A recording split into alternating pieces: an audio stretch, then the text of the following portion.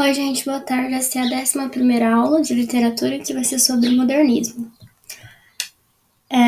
Podemos entender como o início da Semana da Arte Moderna, aquilo que deu origem a ela, a obra Abapuru, que é essa obra que está aqui no slide, no começo do slide, que na língua tupi significa aquele que come, mesmo o sentido de antropófago.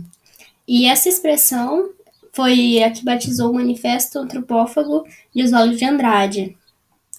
Também é importante entender como estava São Paulo naquela época, em 1922, que estava em ambiguidade social, movimento, era capital, e também tinha uma grande contestação. A arte paulista e a brasileira era a poesia parnasiana, que era formas rígidas e tradicionais, tinha métrica e rima naquela época, e a arte era uma arte acadêmica bem comportada. E enquanto isso, na Europa, estava iniciando a crise do início do século XX, que fez com que iniciasse a Primeira Guerra Mundial. Então a política, a cultura e a arte estavam questionando a razão humana nesse contexto de irracionalidade. Aí surgiram as vanguardas artísticas lá na Europa que expuseram um novo panorama. Os jovens intelectuais e artistas brasileiros iam para a Europa e de lá traziam das suas excursões culturais algumas informações da Europa, como o futurismo, o expressionismo alemão, mais tarde o cubismo também, o fauvismo, dadaísmo, surrealismo. Aí trouxeram para cá e adaptaram isso para a arte brasileira, com uma cara mais brasileira. Aí tem a Semana da Arte Moderna, que foi uma semana com gosto estético tradicional. Teve leitura de poemas e prosas, espetáculos de música e dança, conferências e exposições de arte. Os participantes mais famosos assim foram Anitta Malfatti, Vicente de Hugo Monteiro, de Calvanti, Vila Lobos, Guilmar Novaes, e Oswaldo de Andrade, Mário de Andrade, e vários outros assim. E após essa semana de arte moderna, teve muita repercussão na imprensa. Surgiu várias revistas críticas modernistas, a Claxon e a Estética.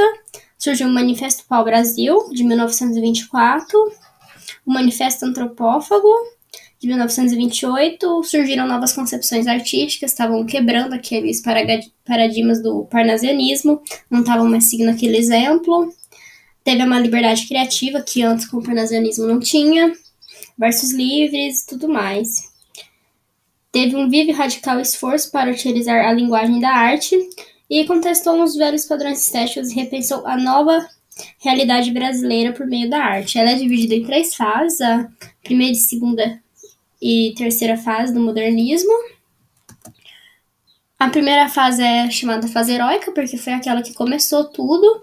Eles tinham um grande desejo de liberdade, tinha uma característica unificadora, o desejo da liberdade, de criação e expressão, tinha aliado aos ideais nacionalistas, visando sobretudo emancipar-se da dependência europeia. Eles não queriam mais seguir os modelos europeus, eles queriam fazer uma nova arte brasileira.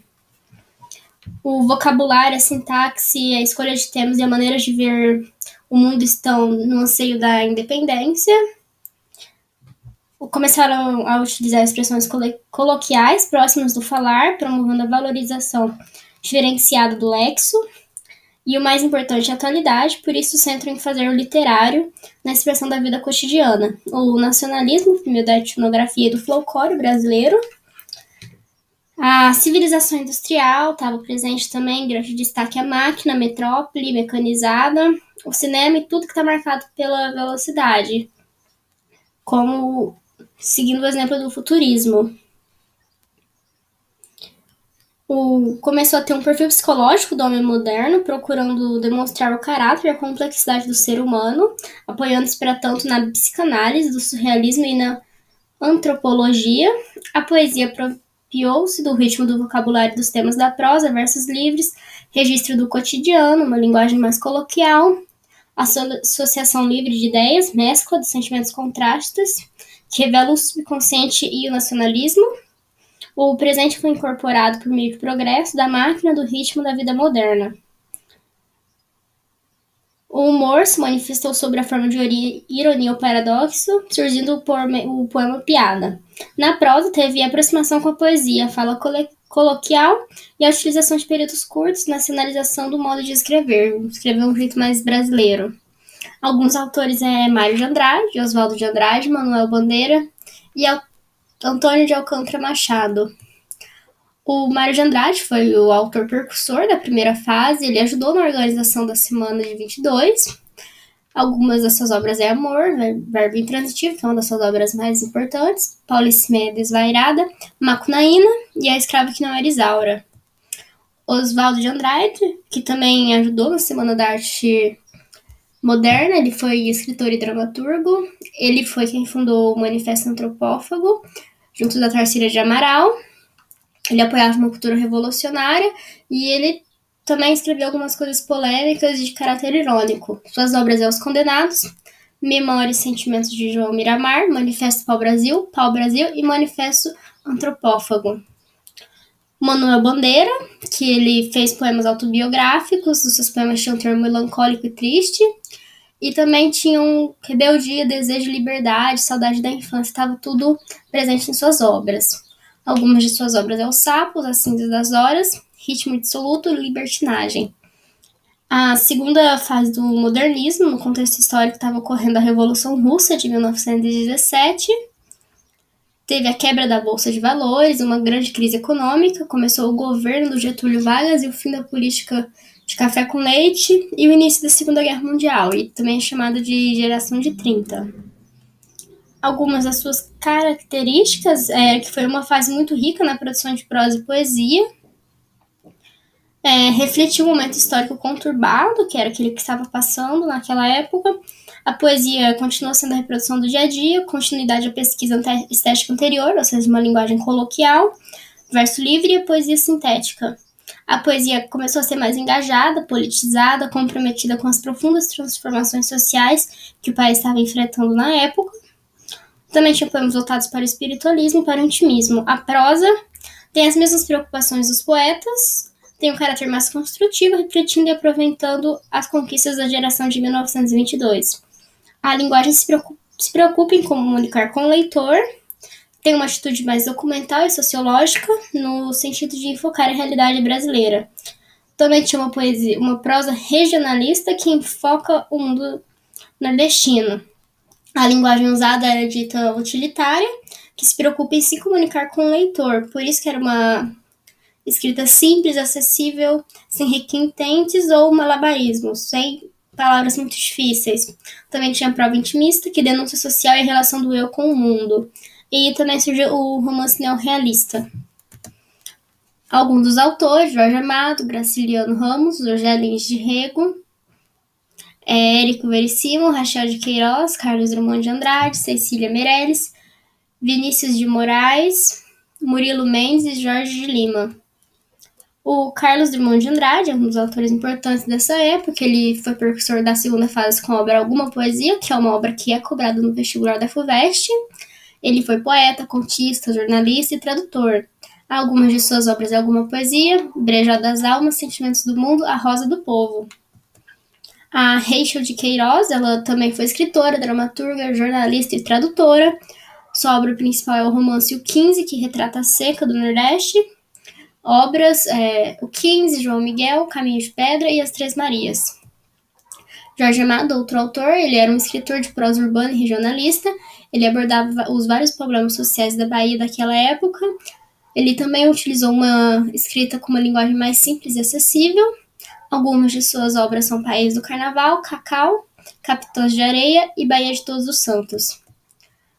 A terceira fase do modernismo é de 1945 até 1980, mas tem algumas pessoas que dizem que ela dura até hoje, mas trabalhando com ela durando até 1980, o seu contexto histórico é que surgiu durante a Guerra Fria, durante o governo de JK, e surgiu também a Brasília como a nova capital. E também recebe o nome de Geração de 45. Uma das suas características é a variedade de manifestações artísticas. Surgiu o concretismo, poesia praxis, poema processo, poema social e a poesia marginal e os músicos poetas. Teve um aprofundamento da exploração da observação psicológica sobre os personagens, urbanismo, revelador de relação conflituosa entre o homem e a modernidade. A linguagem regional foi reinventada. A prosa urbana foi cada vez mais explorada, que mostrou os problemas acarretados pelo progresso e um ser humano cada vez mais solitário, marginalizado e vítima de um mundo violento. Teve uma linguagem concisa e fragmentada que rompe com a linearidade temporal e espacial, tentando descrever o fluxo do pensamento e mostrando a rapidez e o absurdo da modernidade. Surgiu o realismo fantástico e o romance e reportagem.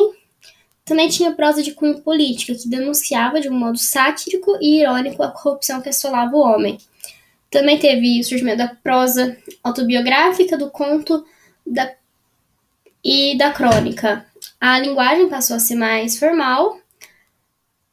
A temática psicológica, poesia com rima e métrica, e também mostrava os conflitos internos dos personagens. Alguns autores, Guimarães de Rosa, Clarice Lispector, João Cabral de Melo. A Clarice Lispector, ela escreveu com lirismo e intimismo, ela também foi jornalista. Ela explorava muito o psicológico dos personagens. As suas obras é A Hora da Estrela, O Amor Segundo de H, Água Viva e Perto do Coração Selvagem. A Lígia Fagundes Tales teve uma temática psicológica. Ela foi uma grande dama da literatura brasileira. Algumas de suas obras é Cirande de Pedra, Verão no Aquário, Antes do Baile Verde e As Meninas. Também tem o João Guimarães Rosa, que foi um dos maiores poetas da sua geração. Em suas obras ele tratava quase sempre da vida no sertão. Uma das suas obras, a sua obra principal, assim, uma grande obra da literatura brasileira, Grandes Sertões Veredas. Outras obras suas é Corpo de Baile, Sagarana e Primeiras Histórias.